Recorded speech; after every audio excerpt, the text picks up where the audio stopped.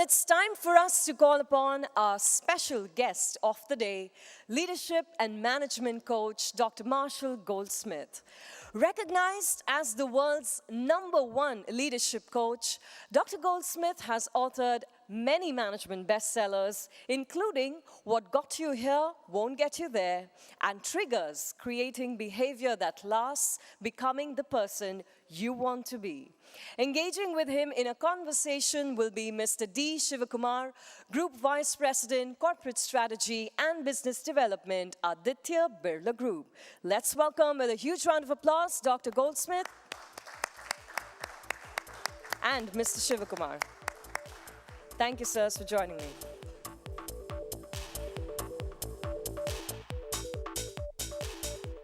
Good to go? Hello. Okay. So, good afternoon, ladies and gentlemen. Absolute pleasure. I'm sure that all of you know who Marshall is, etc. Absolute pleasure. I've read a number of his books. So, I'll do it in 2 parts. I have 6 questions for him. Okay. And then we'll throw it open to the audience, anything you want to ask him. Okay? Great. So, let's get going, Marshall. First one is you make a distinction about being a leader and a follower. Yes. And as you go through the day, you say, look, you lose energy, sometimes you're a follower, sometimes you're a leader, etc. Yes. This is a bunch of leaders in this room. Can you explain to them the difference between being a good leader and a good follower?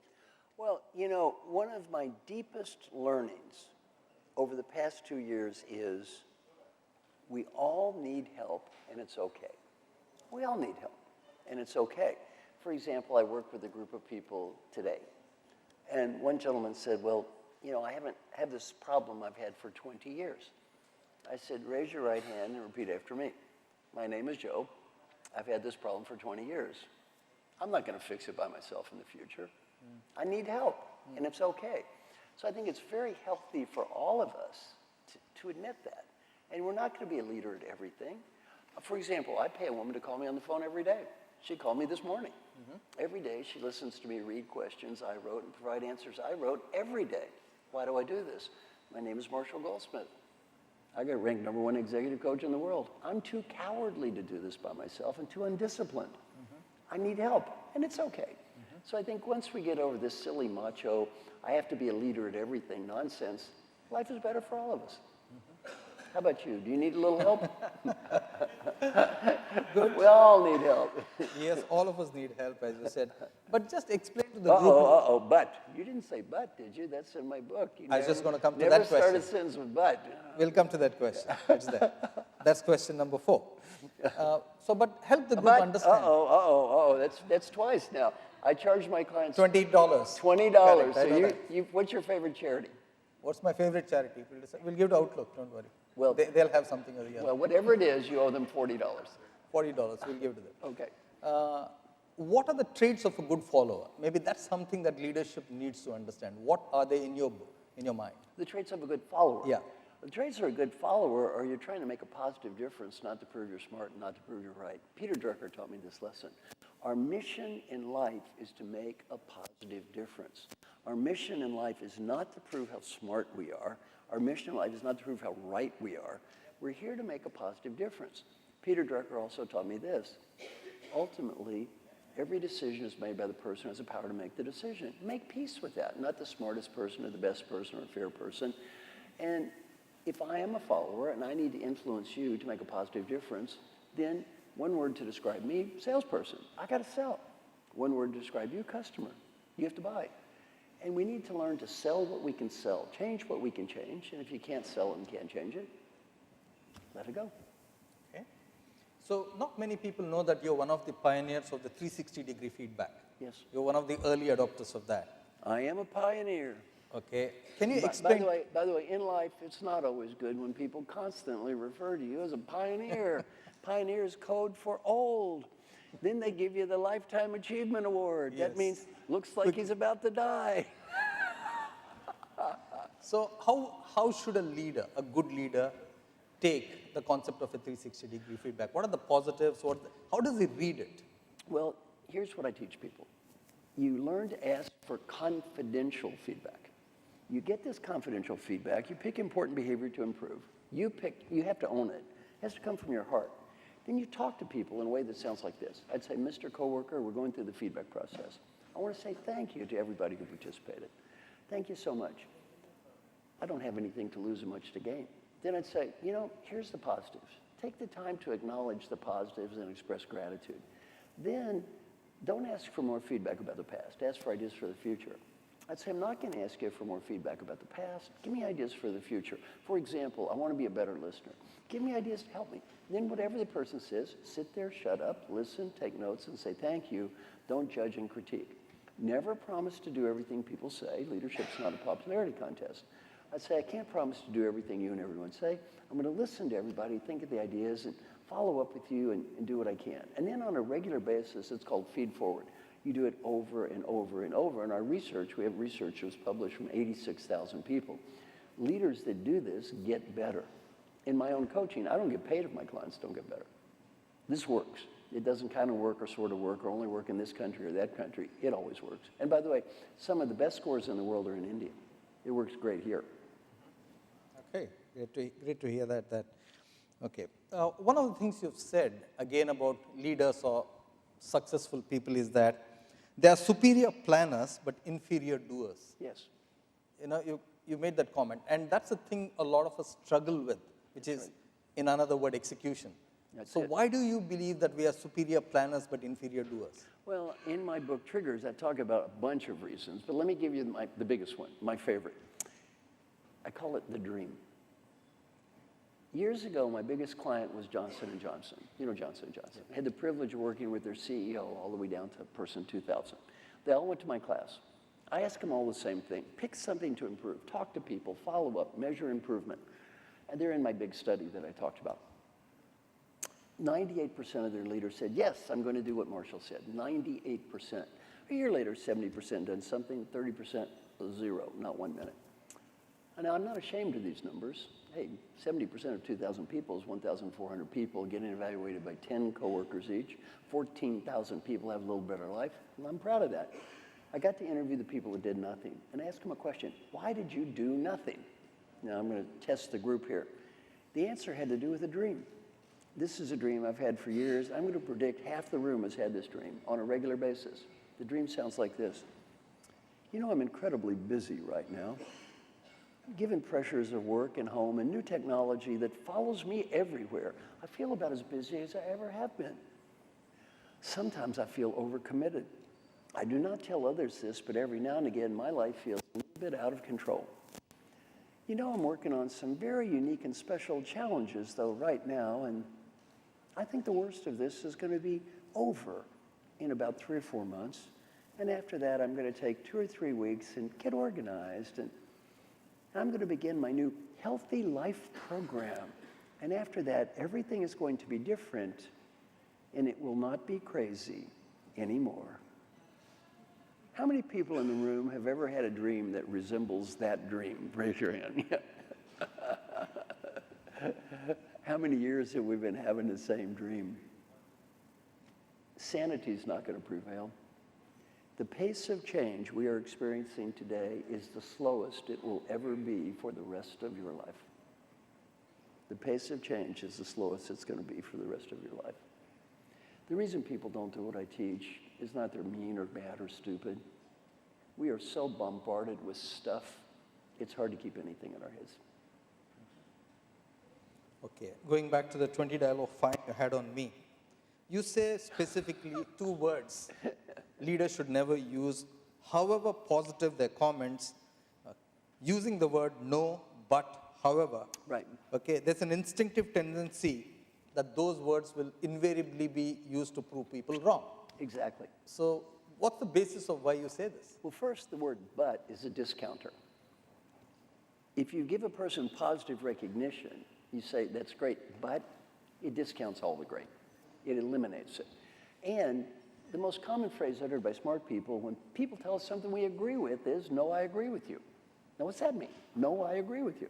No, it's fantastic. No, I think it's great. What that no means is, no, of course I agree with you and already understand what you're saying. You don't have to talk to me. I already know everything. Very, very hard. So I would say Get in the discipline of don't start sentences with no, but, or however, because that immediately establishes a negative interaction with the other person. Let me get one for the audience. How many of you have children? Okay. Kid comes home from school with a report card. In America, the highest grade's A, second is B. 5 A's and a B. Mommy, Daddy, look at my report card. 5 A's and 1 B. If you're not careful, what do you say, Mommy and Daddy? That's great, but Why did you get a B? why didn't you get an A every time? You know what the kid is thinking? That's great, but why do I have an ass like you for a father?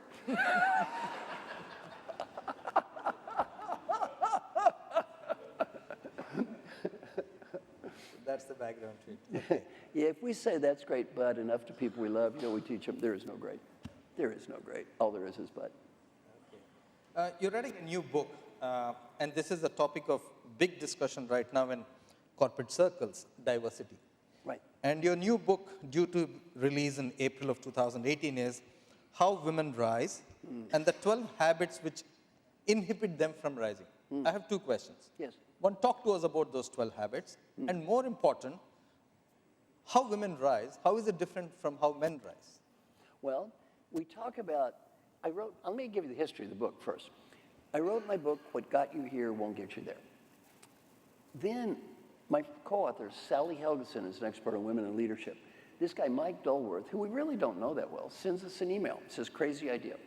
Why don't you take the concept behind what got you here won't get you there, only apply specifically to issues that are more related to women? So I called Sally and said, what do you think? She said, let's do it. That's what led to the book, a lot of just random chance, right? We didn't plan it. And let me give you some of the issues that come up. Ready? One of them is perfectionism. Women tend to be much more perfectionistic than men, and that then impacts other things. For example, women are much more likely to sacrifice their career for their job. Now, what that means is you're doing a job of like 95% quality. Yeah, pretty good. It's going to be a huge effort to get to 99. As opposed to putting in all that other effort on the extra 4%, take that, invest in your future career. Women tend to be too hard on themselves. The average woman gets better 360 feedback than the average man. The average woman has one issue to deal with much more than men, being a perfect everything to everyone, and women are much more self-critical. One coaching I have for women for years, far more than men, is please don't be too hard on yourself.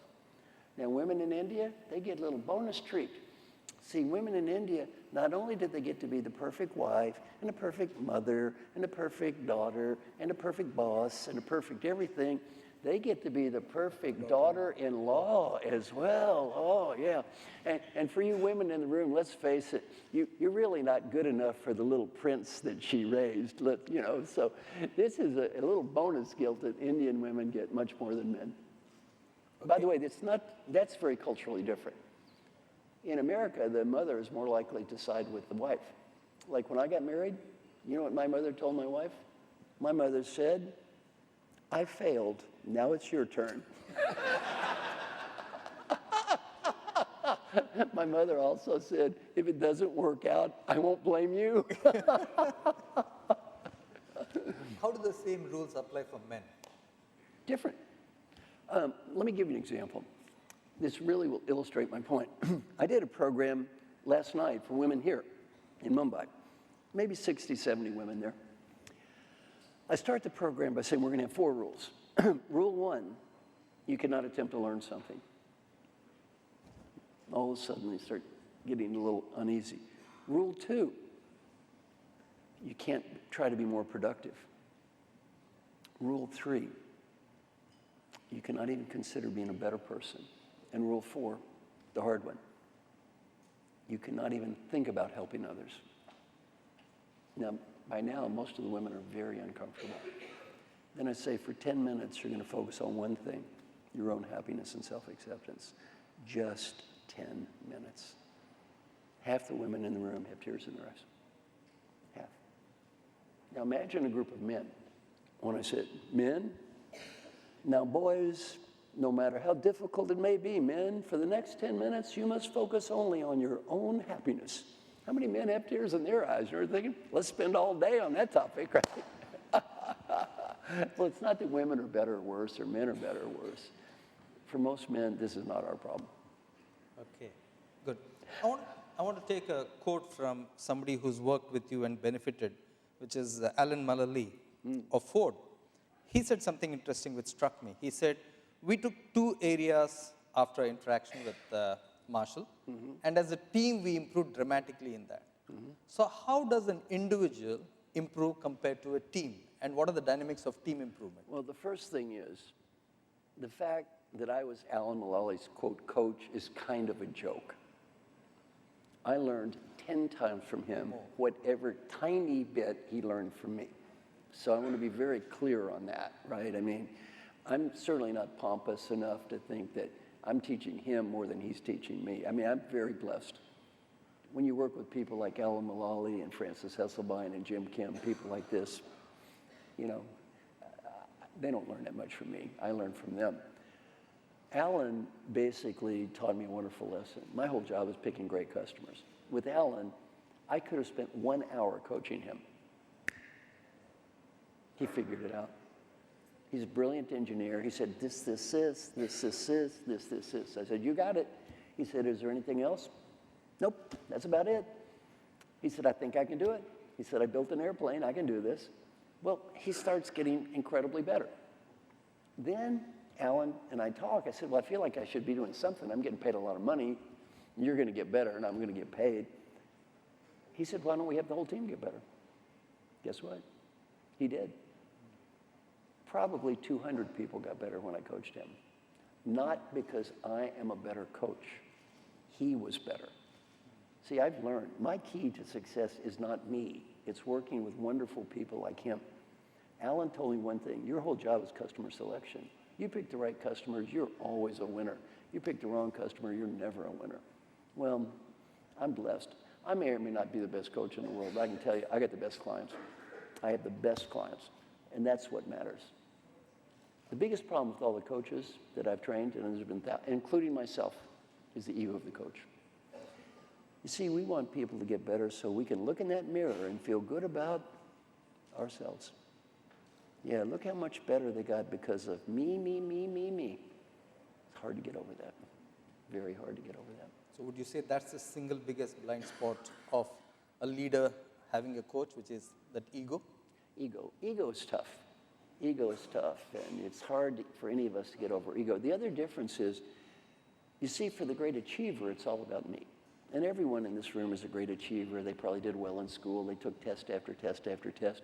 You have to prove yourself over and over and over and over again. Then as you move into leadership, you have to change. Leadership is about them. You have to quit being the expert. You have to quit being the star. You have to quit making it about me, and create a world where they're heroes, where they're the stars. There's a big difference between being a great achiever and a great leader. The great achiever is about me. The great leader, it's about them. It's a hard transition, very hard transition. And one other thing I'd say for a great coach, it's about them. It's not about me. It's about them. In that sense, you have a 6-step or 6 questions that you go through in coaching.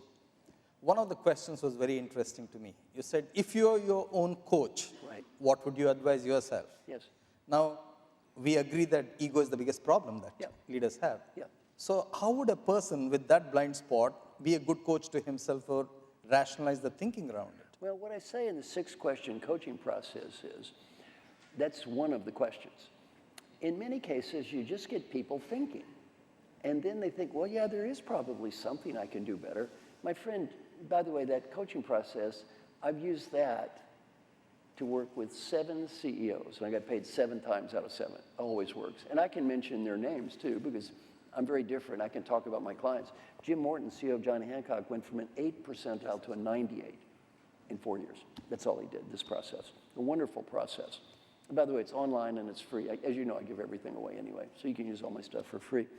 George Borst was shocked at Toyota Financial Services. He said he thought people would say fluff to that question.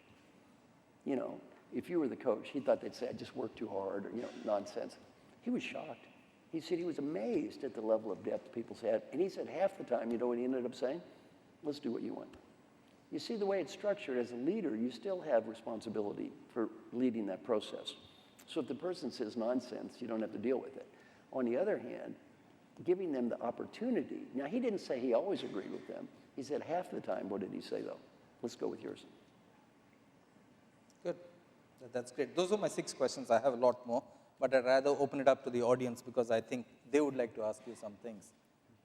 Any questions from the audience, please?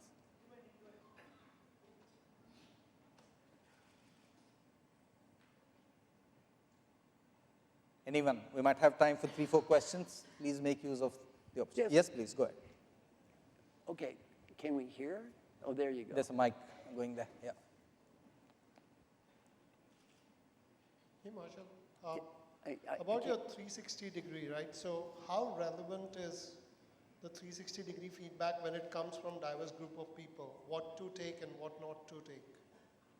I didn't hear very well. He said how valuable is the 360 degree feedback when it comes from a diverse set of people Yeah. in terms of what to change and what not to change. Oh, I think in general it's very valuable. The thing is, pick one thing that you believe in your heart is the most important and just work on that. Don't do anything else.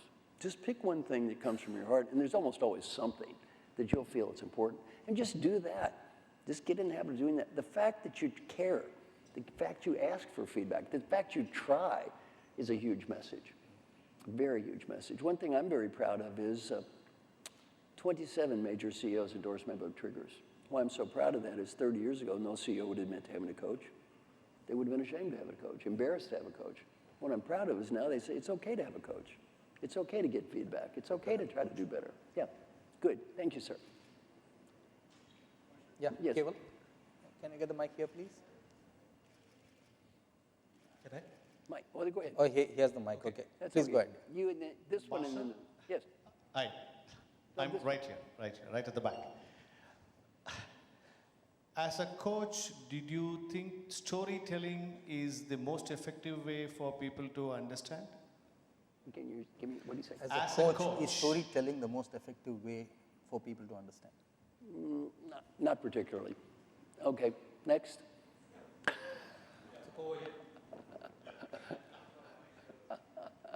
Nothing wrong with it, but you know. Marshall, you coached my CEO, global CEO. Which one? Ian Reid. Yes. You did. Okay, thanks. If you're coaching, what are you looking changes in that person? Is it the attitude, the behavior, or the way he's going to think in future? What are the changes you're looking at? How do you measure those changes? Oh, very, very simple. I can answer that. Yeah. My focus is strictly on behavioral change. I'm not an expert on strategy. I'm not an expert on the business part of the business. So here's the way I coach people. Let's imagine I'm coaching you. He's the future CEO. Let's pretend I either coach the CEO or the future CEO. I got a call from one company that's funny. They said, we want you to coach this young second-line supervisor. We love this guy. I said, well, that's interesting. And they said, have you coached any young guys like this recently? I said, not for many years. They said, we love the guy. We want you to coach him. I said, here's how much it costs. You know what they said? Love is a strong word. We just like him. Now, here's the way I coach people. It just sounds like this. You and the CEO agree on who are your key stakeholders. He's a future CEO. Then we get feedback. I interview every one of these people. You get confidential feedback, which is hard, by the way. He gets confidential feedback. He and the CEO agree, yes, these are the right stakeholders. He and the CEO agree, these are the right people, and these are the right behaviors. Then my contract is pretty simple. He achieves positive long-term change in the behavior they agree upon, as judged by the people they agree upon, and that's how I get paid. So I look at the CEO and say, look, if this guy gets better at this stuff as judged by these people over this time period, is worth this money, yes or no? The answer is no, don't hire me. The answer is yes, you can't lose. He gets better, pay me. He doesn't get better, it's all free. That's what I do. You wanted to know about your CEO? Which one was his CEO? His CEO. Oh, his CEO. Yeah. Did I coach his CEO? That's what he was asking you. You coached his CEO. Which one? Ian Reid. Ian Reid of Pfizer. Oh, Ian Reid. Yeah, I'm Ian's coach. Yes, Ian Reid. Yeah, Ian Reid got better and I got paid. Yeah.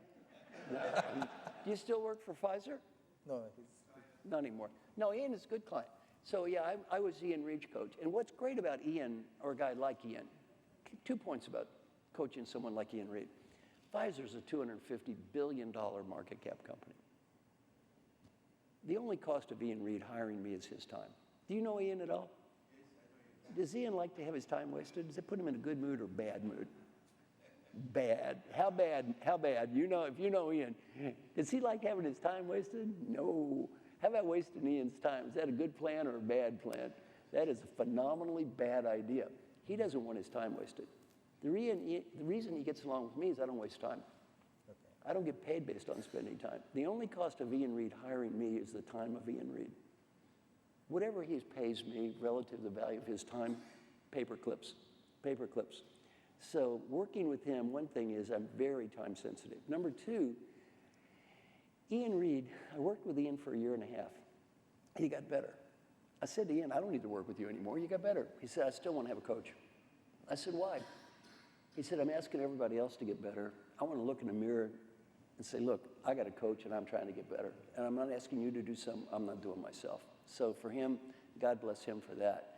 That to me is more important even than what he improved. Make sense? Last question, please. Yeah. First of all, love your work. There is one insight which you said in one of your videos which has stayed with me, which is you said that very successful people are often superstitious. Yes. And that was a big aha, and then I started observing, and Yes. it's an amazing insight. Yes. My question to you is, you talk about stakeholder-centered coaching. Yes, yes. And my question is that, just like the example you gave right now, that a CEO brings you in and says, I have a future CEO, Yes. and I want you to coach him. Yes, yes. And it may be possible that the future CEO has his own ideas of how he wants to shape up. Yep. The stakeholder might have very clear feedback to give to him. So if they are not aligned, do you immediately drop the coaching, or you work on them, or?